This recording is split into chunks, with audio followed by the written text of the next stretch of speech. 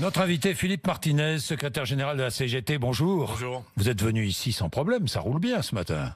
Ça roule pas mal. Vous êtes venu en voiture? Oui, ça roule pas mal. Ça roule bien. Ça roule pas mal. Bon, nous sommes le 5 décembre, journée de mobilisation, de grève. Le 5 décembre, d'ailleurs, ça nous rappelle le 5 décembre 1995. Vous avez de la mémoire. Ouais, non, mais c'est pas un hasard, hein, parce que c'était une journée charnière dans la grève de 95.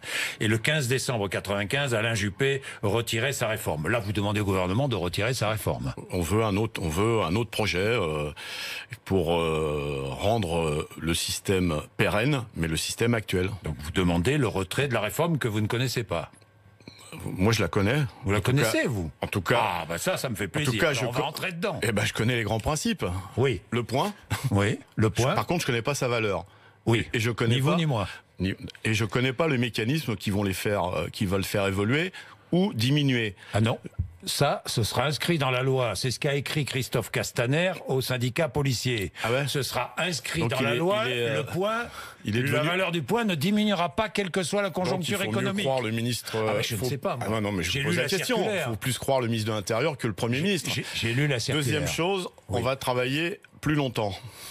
Troisième chose, la référence, ça sera l'ensemble de la carrière, ce qui automatiquement va accentuer les inégalités, va faire baisser les pensions. L'exemple de l'enseignement est significatif. On parle de 17 à 30% de baisse des pensions. Voilà. Bien. Ça, c'est la structure de la réforme. Après les détails. Nous allons entrer dans cette structure, dans les détails, ce que vous proposez. Mais bon, vous appelez à un mouvement reconductible, on est bien d'accord. Oui. Demain, les jours qui viennent, jusqu'au jour où nous connaîtrons la réforme des retraites. Un peu plus de détails. C'est-à-dire le jour où le Premier ministre s'adressera à tous les Français en nous disant voilà la réforme des retraites, là vous verrez si vous arrêtez ou pas la grève. Les 3 points que je vous ai donnés qui sont la structure essentielle de cette réforme, ceux-là sont pas bons. Donc c'est ceux-là qu'il faut enlever. Donc ces 3 points ne sont pas enlevés, grève reconductible illimitée. Les salariés vont décider ce soir, mais la CGT, elle dit ça. Et évidemment, pour d'autres salariés, parce qu'on sait bien que la grève, parce que vous savez qu'on perd de l'argent quand on fait grève. Eh bien, vous n'êtes pas les seuls à perdre de l'argent quand vous faites grève. Il y a aussi des salariés qui perdent de l'argent. Il y a aussi des PME qui perdent de l'argent. Je vous parle de la grève, de ceux qui font grève. On peut parler des questions économiques si vous voulez. Mais ceux qui font grève, ils font pas ça de gaieté de cœur parce que ça coûte de l'argent. Et donc, évidemment, on va réfléchir à ce que on n'ait pas que le choix entre reconductible ou rien pour un certain nombre de salariés. Mais c'est toujours les salariés qui décident. Reconductible, c'est pas certain. En tout cas, pour un certain nombre de secteurs, c'est certain, ça c'est sûr. Et pour un certain nombre de secteurs, les transports, c'est certain. Par exemple, mais d'autres aussi, dans des entreprises donc, aussi grève privées. Illimitée. Vous savez qu'il y a 2000 appels à la grève dans le privé, dans des entreprises où il y a plusieurs établissements, 2000. Vous savez qu'il y a des salariés où il n'y a pas de syndicats qui nous appellent, qui nous ont appelés pour dire où est la manif, comment on fait grève. Je pense par exemple, les copains de Brest me disaient qu'ils ont eu 10 entreprises où il n'y a pas de syndicats qui ont appelé en disant on veut être là demain. Bien, grève générale, on n'appelle pas une grève générale. Vous dites généralisation des grèves, c'est bien ça. Parce que vous n'avez pas les moyens d'appeler une grève générale d'ailleurs. Parce que ça ne s'est jamais fait. Ça ne s'est jamais fait. Bon, aujourd'hui, manifestation à Paris et en province, plusieurs manifestations. 250 selon la police. Voilà, 245 nous disait hier matin Christophe Castaner. On en a compté 210, comme 210, quoi des fois la police dit plus que la CGT. Et les syndicats ont renforcé leur service d'ordre. Vous avez renforcé votre propre service d'ordre. Mais on renforce, évidemment, parce qu'on veille à la sécurité de ceux qui sont dans le cortège. Pas de casseurs et d'extrémistes dans vos cortèges. Il n'y en a jamais. Il n'y en a jamais dans nos cortèges. Jamais. Et je vous l'ai déjà dit à plusieurs reprises, on n'est pas responsable de ce qui se passe en dehors des cortèges. Ça, c'est de la responsabilité du préfet de Paris qui, je dois le dire, parfois jette de l'huile sur le feu. Quand il dit à une personne « on n'est pas dans le même camp », et que je l'ai entendu ce matin, enfin hier, dire « il faut qu'on coopère, il faut qu'on collabore », enfin, il faut arrêter avec ce genre de propos. La CGT n'est pas propriétaire de la contestation de la réforme des retraites. C'est ce que dit le Rassemblement national. Vous avez entendu peut-être Marine Le Pen qui était là avant-hier, qui encore une fois dit, et vous s'adresse à vous, la CGT, vous ne pensez qu'à votre petite gamelle syndicale. Oui, pas de... Non, bon d'accord. C'est d'un haut niveau politique. Bon, passons à la concertation. Est-ce que vous allez encore rencontrer Jean-Paul Delevoye avant le 12 ? Parce qu'il se murmure, enfin, c'est ce qu'on nous disait ce matin sur RMC, le futur rapporteur de la réforme, que la réforme sera présentée le 12, jeudi prochain. Écoutez, je ne sais pas si vous serez d'accord avec moi, mais c'est assez compliqué en ce moment de suivre les intentions du gouvernement. Parce que dès qu'un ministre parle, il dit le contraire de celui qui a parlé avant. Nous, on a vu M. Delevoye hier. Parce qu'on avait un calendrier de concertation et, je le répète, la CGT, c'était la 23e fois qu'on le voyait. D'ailleurs, on avait une réunion de prévue en janvier, puisque la concertation devait se poursuivre. Et puis le calendrier, il a un peu évolué, puisque le Premier ministre, paraît-il, doit parler la semaine prochaine. Le 12. Donc moi, j'ai dit la semaine dernière au Premier ministre, quand je l'ai vu, j'ai dit, qui s'occupe des retraites dans ce gouvernement? C'est Delevoye, c'est Djebari, c'est Buzyn, parce que c'est très difficile. Ou c'est vous? Ou c'est lui. Donc c'est lui, non? J'en sais rien, parce que le moins qu'on puisse dire. Donc normalement, la dernière concertation avait lieu hier. Nous avons parlé d'ailleurs à M. Delevoye de nos propositions en matière de pénibilité pour élargir à l'ensemble des salariés les notions de pénibilité. Quand on est chauffeur de bus au Havre, on doit avoir les mêmes droits que quand on est chauffeur de bus à la RATP. Chauffeurs de bus d'ailleurs du Havre qui sont en grève aujourd'hui. Pour la petite anecdote, c'est la seule ville, je ne sais pas pourquoi, où le système informatique est tombé en panne et la direction conteste le fait que les grévistes et respecter leur délai de prévenance. Je ferme cette petite parenthèse. Bien, Philippe Martinez, regardons ce que l'on sait. Ce que l'on ne sait pas. Hein, vous êtes bien d'accord. Ce que l'on ne sait pas, alors, oui. Regardons ce que l'on sait. Le régime par répartition est conservé, on est bien d'accord. Emmanuel Macron et le gouvernement proposent de créer un système universel des retraites. On est bien d'accord. Où 1 euro cotisé donne les mêmes droits, quel que soit le moment où il a été versé et quel que soit le statut de celui qui a cotisé. Ça, on est bien d'accord. Bien. L'idée, la cotisation est convertie en points. Même formule pour tous. Il y aura aussi des points bonus, d'après ce que l'on sait. Je sais pas, moi, la pénibilité, les enfants, ça on ne sait pas. Ça, je sais pas. Pénibilité, on sait rien. Bon. Ça, c'est une précision que vous attendez, j'imagine. Ah bien sûr. Défendez la pénibilité. Je vous ai dit qu'il fallait élargir la notion de pénibilité quand on fait le même boulot, quelle que soit l'entreprise où on travaille, on doit avoir les mêmes droits. Mais pas baisser les droits de ceux qui en ont. D'après ce que l'on sait, il y aura extension à la fonction publique de la reconnaissance des métiers pénibles. Ce qui n'est pas le cas aujourd'hui. Pour l'instant. Bon. Je ne vais pas commenter. Mais vous êtes favorable à ça? La CGT, elle dit il faut qu'en matière de pénibilité, quelle que soit l'entreprise où on travaille, public, privé, mais aussi les différentes entreprises du privé, on doit avoir les mêmes droits. Mais pas baisser les droits de ceux qui en ont pour mettre tout le monde au même niveau. Vous voyez la nuance? C'est pas tout à fait la même philosophie que le gouvernement quand il dit les privilégiés des régimes spéciaux. Bien, nous allons revenir sur les régimes spéciaux. Philippe Martinez, la valeur du point sera fixée par qui? D'après ce que nous disait par qui, vous ne le savez pas. Mais oui, mais vous faites beaucoup de suppositions. On peut pas travailler comme ça. Enfin, vous écoutez. Je fais des suppositions. Je fais ce que j'entends. Tout à l'heure, j'avais le futur rapporteur de la réforme à l'Assemblée qui nous disait c'est simple. La valeur du point sera fixée paritairement, comme c'est le cas aujourd'hui dans le régime complémentaire Agir-Arco, paritairement par les syndicats, le patronat et le gouvernement, et discuté à l'Assemblée. Moi, j'ai entendu le Premier ministre me dire qu'il faudrait que l'Assemblée nationale donne son avis sur la valeur du point. Vous voyez que c'est ce que je vous dis, selon l'interlocuteur, on a une version différente. Ceci dit, le point, vous dites universel, c'est vrai que c'est pas vous. Vous répétez ce que dit le gouvernement. Oui, mais c'est joli, l'universalité. Sauf que pour ceux qui ont des problèmes dans leur carrière, et il y en a beaucoup, précarité, chômage, temps partiel imposé, ils cotiseront moins, ou pas suffisamment, ou pas du tout.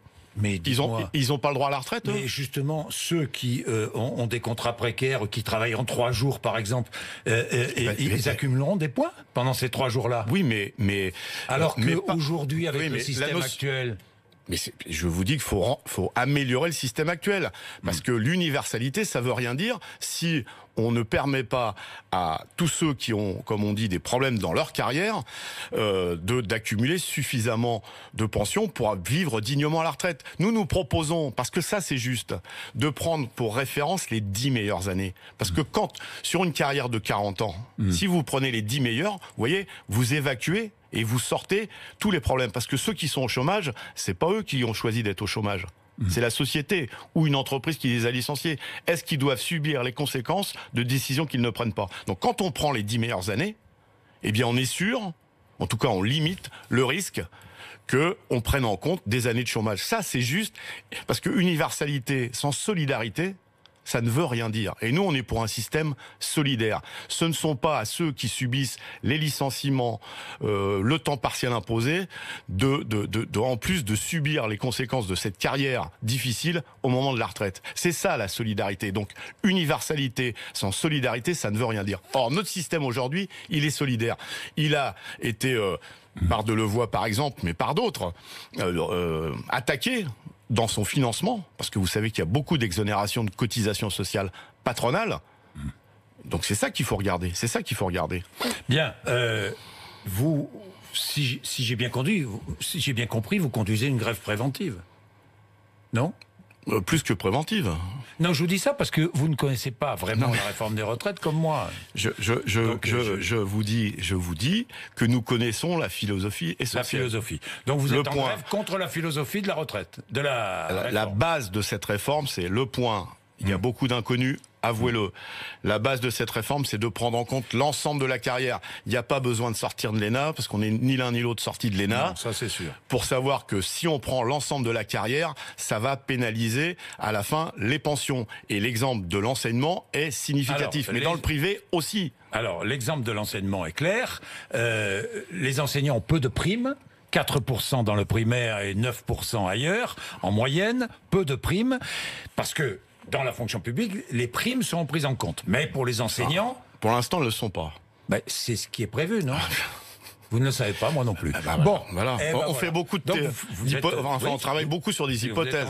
Vous êtes en grève pourquoi? Pour défendre les régimes spéciaux? On est en grève. Les régimes dits particuliers? On est en grève. Je préfère. On est en grève pour améliorer le système actuel.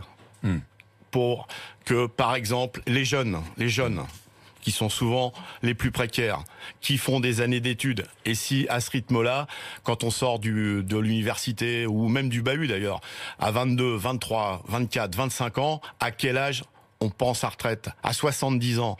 Eh bien, nous, ce système-là, on n'en veut pas. Donc, il faut que notre système actuel, il prenne en compte ce qui n'existait pas en 1945, des jeunes qui font de plus en plus d'études. La solidarité, c'est que la société, ceux qui bossent, eh bien, une partie de leur cotisation, ils servent à cette génération pour qu'ils ne partent pas à la retraite à 70 ans. Nous, ce qu'on dit, c'est que, par exemple, si on veut que les pensions des femmes s'améliorent, eh ben, il faut les payer comme les hommes durant leur carrière. Il n'y a pas besoin de changer le système de retraite, vous voyez. Or, depuis 2 ans et demi, c'est une priorité du quinquennat, rien n'a changé. Vous voyez. Alors, si j'ai bien compris, celui qui partira à 70 ans touchera 30% de pension en plus. Il y aura une surcote dans la réforme, apparemment. Hein, Philippe Martinez, moi c'est ce que j'ai lu, vous aussi. Des cotes sur cotes, c'était dans le rapport de Delevoye. Des cotes sur cotes. Dans le rapport, on verra. Ah oui, mais moi, vous avez raison. Donc on ne sait pas. Écoutez, attendez la version du prochain ministre qui va parler. Bon, d'accord. Dites-moi, avec le système universel, les régimes spéciaux particuliers, je préfère particuliers, de retraite disparaissent. Hein, on est bien d'accord. Les régimes particuliers disparaissent. Quand on est fonctionnaire, on bénéficie de l'emploi à vie. De moins en moins. Oui. De moins en moins. De moins en moins. Bah oui. Est-ce qu'on ne doit pas assurer le service au public? Bien sûr, c'est ce qu'ils font tous les jours. C'est ce qu'ils font tous les jours. Vous avez vu les militaires, les policiers, les magistrats, les électriciens gaziers. Vous avez vu pendant l'épisode de neige, ceux qu'on traite de privilégiés, enfin que certains traitent de privilégiés, ils étaient en haut des pylônes, dans le froid, pour essayer de remettre du courant à ceux qui n'en avaient plus. C'est ça la notion de service public. Dites-moi, les électriciens gaziers, oui, ils devraient un régime particulier que nous finançons par nos impôts. Non, non, non. Comment non? Non, non, non. Il y a sur nos factures. Il y a des cotisations. Il y a des cotisations. Oui, et sur nos factures. Vous savez... en bas de toutes les factures de gaz et d'électricité, il y a ce qu'on appelle la CTA, qui permet de faire financer par les consommateurs le régime particulier de retraite des électriciens gaziers. Mais les électriciens gaziers payent des cotisations sociales comme...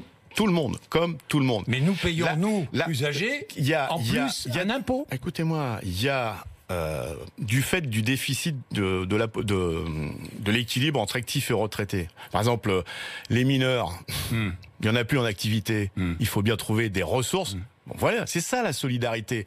Mais c'est les cotisations qui font ça.